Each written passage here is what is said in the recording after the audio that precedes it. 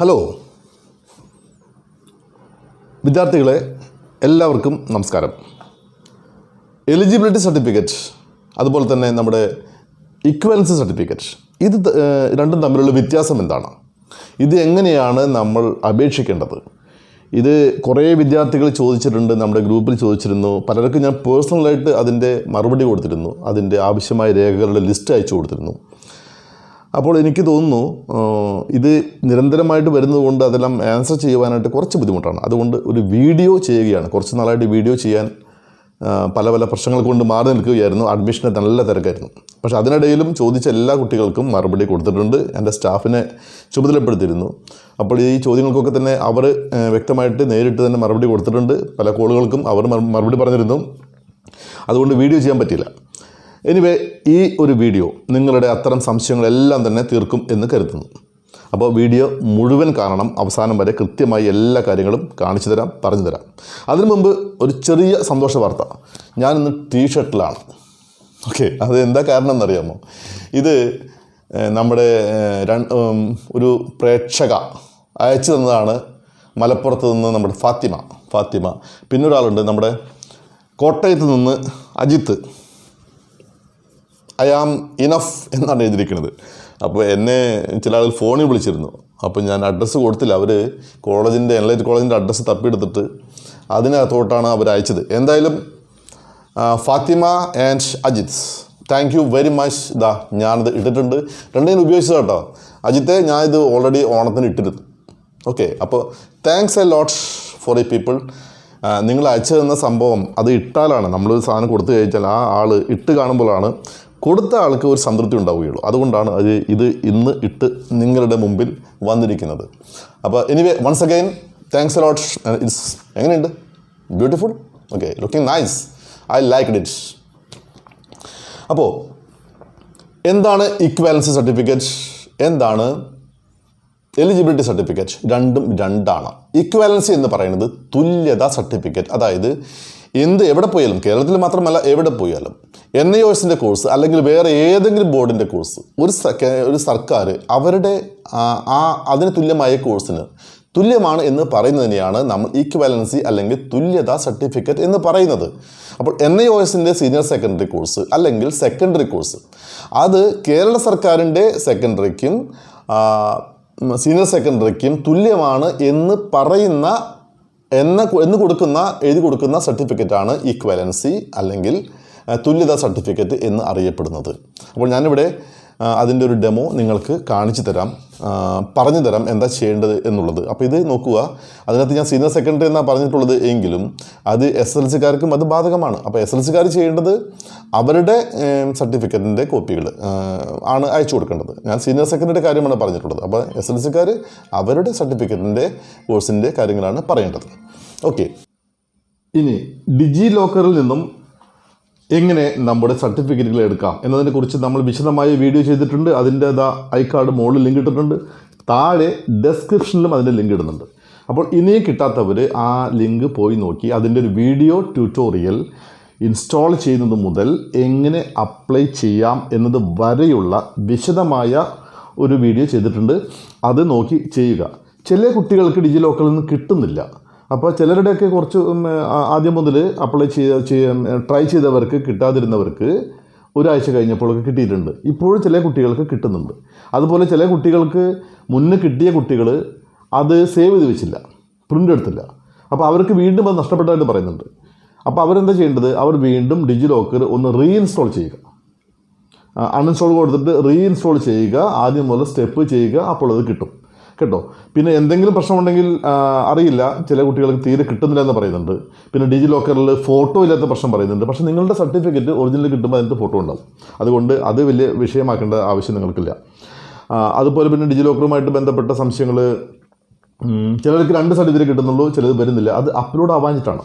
Upload ആയിട്ടുള്ള എല്ലാവർക്കും കിട്ടിയിട്ടുണ്ട്. ചിലരുടെ വന്നിട്ടില്ലെങ്കിൽ അതിൻ്റെ അർത്ഥം നിങ്ങളുടെ സർട്ടിഫിക്കറ്റ് ഡിജി ലോക്കറിൽ NIOSൻ്റെ ഓഫീസിൽ നിന്നും അപ്ലോഡ് ചെയ്ത് കാണില്ല. അതുകൊണ്ടാണ് പ്രശ്നം വരുന്നത്. അല്ലെങ്കിൽ നിങ്ങളുടെ മൊബൈൽ നമ്പർ നിങ്ങളുടെ ആധാറുമായിട്ട് ലിങ്ക് ആയിട്ടുണ്ടാവില്ല. നിങ്ങൾ NIOSൽ കൊടുത്ത മൊബൈൽ നമ്പർ ആയിരിക്കില്ല നിങ്ങളിപ്പോൾ ലിങ്ക് ചെയ്ത് ട്രൈ ചെയ്യുന്നത്. അപ്പോൾ അതേ മൊബൈലിൽ നിന്ന് നിങ്ങൾ രജിസ്റ്റർ ചെയ്താൽ മാത്രമാണ് നിങ്ങൾക്ക് ലഭിക്കുക. അപ്പോൾ ചില കുട്ടികൾക്ക് വിളിക്കുമ്പോൾ ഞാൻ പറഞ്ഞു കൊടുക്കാറുണ്ട്, മൊബൈൽ നമ്പർ മാറ്റി ചെയ്യുമ്പോൾ അവർക്ക് കിട്ടുന്നുണ്ട്. പിന്നെ ഇയർ നിങ്ങൾ ആ NIOSൻ്റെ ഇപ്പോഴത്തെ ഇയർ അതാണ് കൊടുക്കേണ്ടത്. നിങ്ങൾ ഇയർ തെറ്റി അടിച്ചു കഴിഞ്ഞാലും അത് കിട്ടില്ല. അതുകൊണ്ട് ഇയർ കൃത്യമായിട്ട് കൊടുക്കുക. ഫോൺ നമ്പർ ലിങ്ക്ഡ് ആണോ എന്ന് ചെക്ക് ചെയ്യുക. ആധാർ കാർഡുമായി ലിങ്കാണ് ചെക്ക് ചെയ്യുക. NIOSൻ്റെ ഓഫീസിൽ നിങ്ങൾ കൊടുത്തിരുന്ന NIOS പരീക്ഷയ്ക്ക് നിങ്ങൾ കൊടുത്തിരുന്ന മൊബൈൽ നമ്പർ തന്നെയാണോ നിങ്ങൾ ഇപ്പോൾ ലിങ്ക് ചെയ്തിട്ടുള്ളത് എന്ന് നോക്കുക. ഇതൊക്കെ കറക്റ്റ് ആണെങ്കിൽ ഒരു 90% നിങ്ങൾക്ക് കിട്ടേണ്ടതാണ്. ഇനി കിട്ടാത്തവർ വിഷമിക്കേണ്ട, നിങ്ങളുടെ സർട്ടിഫിക്കറ്റ് ഉടനെ വരും. ദയവ് ചെയ്ത് ഇനി അതും പറഞ്ഞ് വിളിക്കേണ്ട ആവശ്യമില്ല, കാരണം നമുക്കൊന്നും ചെയ്യാൻ കഴിയില്ല ആ കാര്യത്തിൽ. അപ്പോൾ നമുക്ക് ഈ പറയുന്ന കാര്യം തന്നെയാണ് പറയാനുണ്ടാവുക. സ്വാഭാവികമായിട്ടും സാധാരണ മുൻ വർഷങ്ങൾ വെച്ച് നോക്കുമ്പോൾ ഇപ്പോൾ വരേണ്ട സമയമാണ്. സെപ്റ്റംബർ മാസത്തിൽ നിങ്ങൾക്ക് ലഭിക്കും എന്ന് തന്നെയാണ് നമ്മൾ പ്രതീക്ഷിക്കുന്നത്. അപ്പോൾ അത് കിട്ടുമ്പോൾ തന്നെ നമ്മൾ ഒരു വീഡിയോ അതുമായിട്ട് ബന്ധപ്പെട്ട് ഉടനെ ചെയ്യും. അതുകൊണ്ട് അത് കാത്തിരിക്കുക. അതിനു മുമ്പ് ഒരൊറ്റ കാര്യം കൂടി, നിങ്ങളുടെ കോഴ്സ്, അതായത് NIOSൻ്റെ SSLC +2 ഈ കോഴ്സുകൾ നമ്മളിതാ ഈ 2022 മാർച്ച് ഏപ്രിൽ പരീക്ഷ എഴുതുന്ന വിദ്യാർത്ഥികൾക്ക് വേണ്ടി ആ കോഴ്സിൻ്റെ അഡ്മിഷൻ ഇപ്പോഴും ENLIGHT കോളേജിൽ നടന്നുകൊണ്ടിരിക്കുകയാണ്. ഓൺലൈൻ ക്ലാസ്സുകളാണ് ഇപ്പോൾ നമ്മൾ പ്ലാൻ ചെയ്യുന്നത്. ഓൺലൈൻ ക്ലാസ്സുകൾ പ്ലാൻ ചെയ്യുന്നുണ്ട്. നിങ്ങൾക്കുള്ള ഒരു വലിയ ഓഫർ എന്ന് പറയുന്നത്, ആരെങ്കിലും ചേരാൻ ആഗ്രഹിക്കുന്നുണ്ടെങ്കിൽ അവർക്ക് ഒരു വലിയ ഓഫർ നമ്മൾ വെച്ചിട്ടുണ്ട്. അവർക്ക് നമ്മളുടെ ഹാപ്പി ഇംഗ്ലീഷ്, പലപ്പോഴും കുട്ടികൾ കണ്ടു കാണും നമ്മളുടെ വീഡിയോസ്, ഹാപ്പി ഇംഗ്ലീഷ് എന്ന് പറയുന്ന ഇൻ്റർനാഷണൽ ടീച്ചേഴ്സ് അടക്കം പഠിപ്പിക്കുന്ന ഈ സ്പോക്കൺ ഇംഗ്ലീഷ്, അതിൻ്റെ ഫീസ് എന്ന് പറയുന്നത് 4000 രൂപയാണ്. ആ കോഴ്സ് തികച്ചും, അതായത് നമ്മളുടെ ഈ +2 SLC തുടങ്ങി ഡിഗ്രി LLB എൻട്രൻസ് കോച്ചിങ് ഇതിനൊക്കെ ചേരുന്ന എല്ലാ വിദ്യാർത്ഥികൾക്കും it's completely free of cost നമ്മൾ കൊടുക്കുന്നു. പക്ഷേ ഒരു ഒറ്റ കാര്യമുണ്ട്, 100 രൂപീസ് നിങ്ങൾ അതിന് പ്രോസസ്സിങ് ഫീസ് അടയ്ക്കേണ്ടതുണ്ട്. അപ്പോൾ ഈ കോഴ്സും ചേരുന്നവർക്ക് മാത്രമേ ഉള്ളത്, മറ്റാർക്കും 100 രൂപീസ് അടച്ചാൽ കിട്ടുകയില്ല. അപ്പോൾ ഈ കോഴ്സിന് ചേരാൻ ആഗ്രഹമുള്ളവർ ഇപ്പോൾ തന്നെ നമ്മുടെ ഈ നമ്പറിൽ വിളിക്കുക. NIOSൻ്റെ സീനിയർ സെക്കൻഡറി, അതായത് +2 കോഴ്സ്, SSLC കോഴ്സ് നമ്മൾ കൊടുക്കുന്നുണ്ട്. അതുപോലെ ഏതെങ്കിലും വിദ്യാർത്ഥികൾ സ്വയം ചെയ്ത കുട്ടികളുണ്ടാകാം. സ്വയം ചെയ്ത കുട്ടികളുണ്ടെങ്കിൽ അവർക്ക് ട്യൂഷൻ ആവശ്യമുണ്ടെങ്കിൽ, ഏത് വിഷയത്തിനാണ് ട്യൂഷൻ ആവശ്യമുള്ളത് അവർക്കും ഈ ഓഫർ ലഭിക്കുന്നതാണ്. അവർക്കും നമ്മുടെ ഓഫീസുമായിട്ട് ബന്ധപ്പെടാം. 24 hours ഫോൺ സപ്പോർട്ട് നിങ്ങൾക്കുണ്ടാകും. ഓക്കെ, അപ്പോൾ അത് പറഞ്ഞു എന്നുള്ളൂ. താല്പര്യമുള്ളവർ മാത്രം അപ്ലൈ ചെയ്താൽ മതി.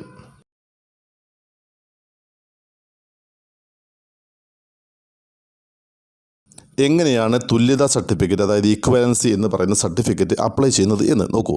NIOSൻ്റെ സീനിയർ സെക്കൻഡറി കോഴ്സിന് തുല്യതാ സർട്ടിഫിക്കറ്റ് അപേക്ഷിക്കുന്നവർ ശ്രദ്ധിക്കേണ്ട കാര്യങ്ങൾ എന്ന് പറഞ്ഞുകൊണ്ട് സർക്കാർ ഇറക്കിയ ഒരു മാർഗ്ഗനിർദ്ദേശ രേഖയാണ്. സർക്കാർ എന്ന് പറയുമ്പോൾ ഹയർ സെക്കൻഡറി ഡിപ്പാർട്ട്മെൻറ്റിലെ ഉദ്യോഗസ്ഥർ തയ്യാറാക്കിയതാണിത്. അപ്പോൾ അപേക്ഷകർ ചുരുങ്ങിയത് 2 ഭാഷാ വിഷയങ്ങളും 3 ഐച്ഛിക വിഷയങ്ങളും പഠിച്ചിരിക്കണം. അപ്പോൾ 2 ഭാഷാ വിഷയങ്ങളെന്ന് പറയുമ്പോൾ സ്വാഭാവികമായിട്ടും ഒന്ന് ഇംഗ്ലീഷ് ആയിരിക്കും, രണ്ടാമത്തേത് ഇപ്പോൾ മലയാളം കൊടുക്കുന്നുണ്ട്, പണ്ട് ഹിന്ദി ആയിരുന്നു.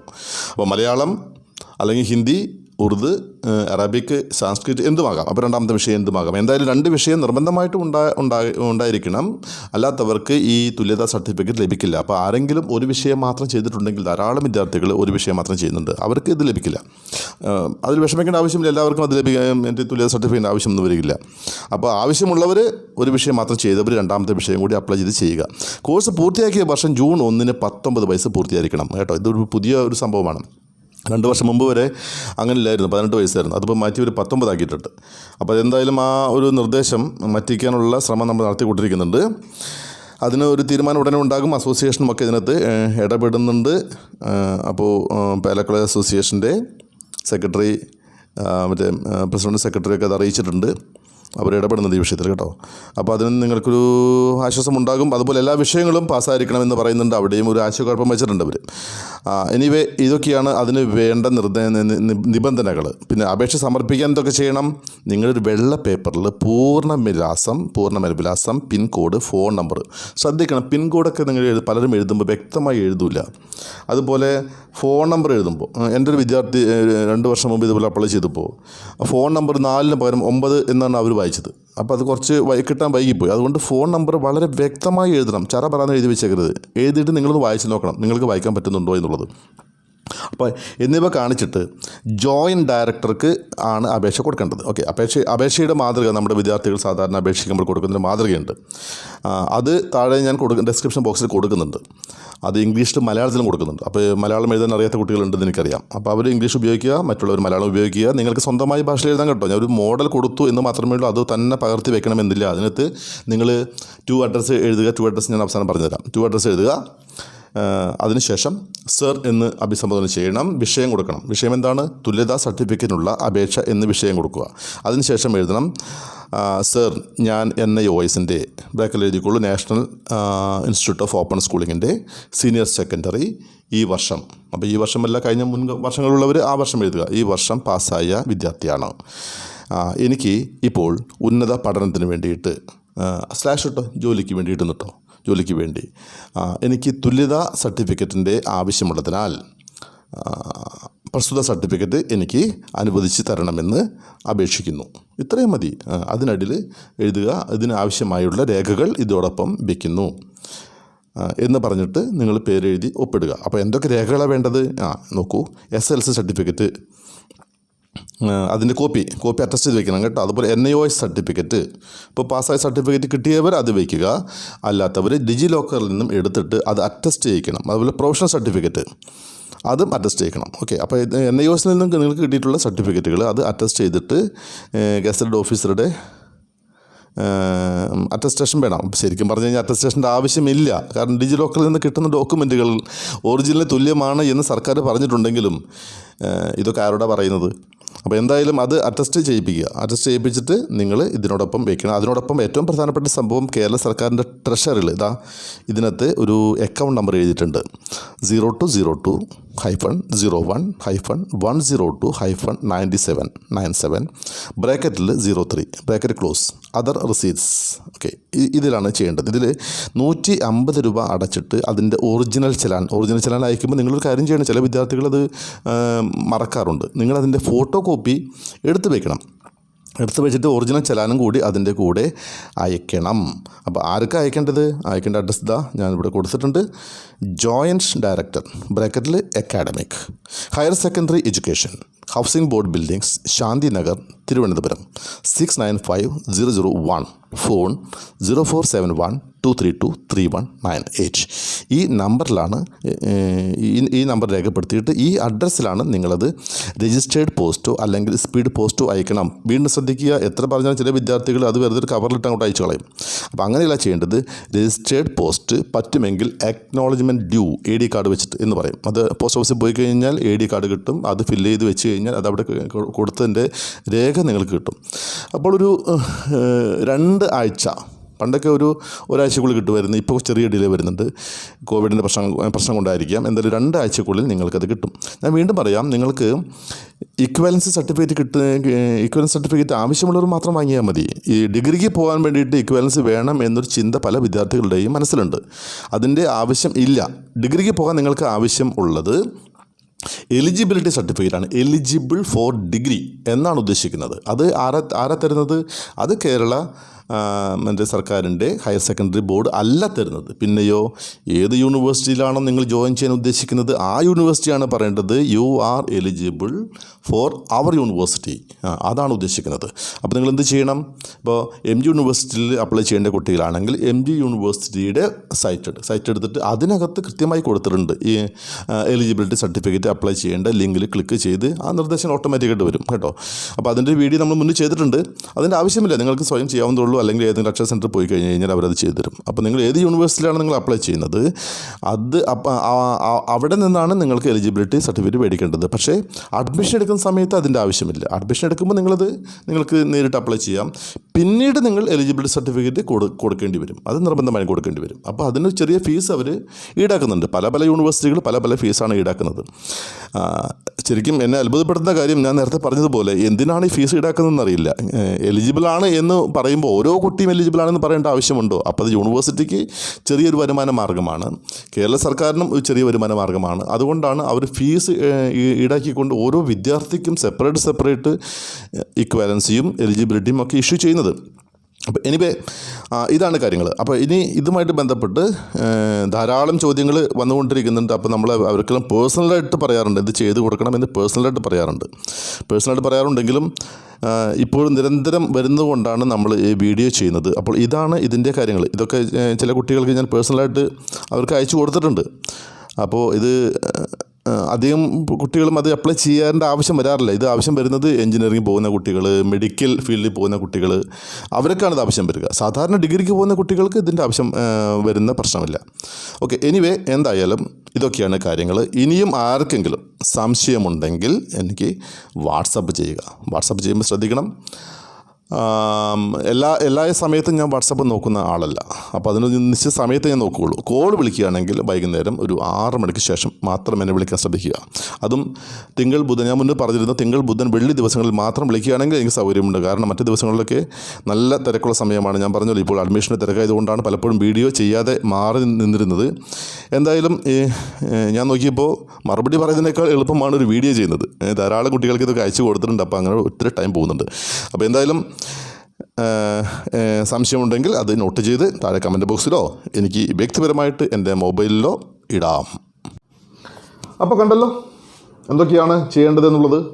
ഇനിയും സംശയങ്ങളുണ്ടാകാം, കാരണം സംശയങ്ങൾ മനുഷ്യ സഹജമാണ്, പ്രത്യേകിച്ച് വിദ്യാർത്ഥികൾക്ക്. അപ്പോൾ സംശയമുള്ളവർ നേരത്തെ പറഞ്ഞതുപോലെ കമൻറ്റ് ചെയ്യുക. എസ്പെഷ്യലി എനിക്ക് പേഴ്സണലായിട്ട് വാട്സപ്പ് മെസ്സേജ് അയക്കുകയാണ് അതിന് നല്ലത്. അയക്കുക, അതിന് മറുപടിയുമായിട്ട് വരാം. ഇനിയും നിങ്ങൾക്ക് എന്തെങ്കിലും സംശയങ്ങൾ ഉണ്ടോ ഡിഗ്രിയുമായി ബന്ധപ്പെട്ട്, NIOSുമായി ബന്ധപ്പെട്ട് ഉണ്ടെങ്കിൽ വാട്സപ്പ് ചെയ്യാൻ മടിക്കേണ്ടതില്ല. നിങ്ങൾക്ക് വേണ്ടി എപ്പോഴും നിങ്ങളുടെ കൂടെ തന്നെ ഉണ്ടാകും. ഞാൻ Pradeep Kumar, chairman ENLIGHT college, signing off. By.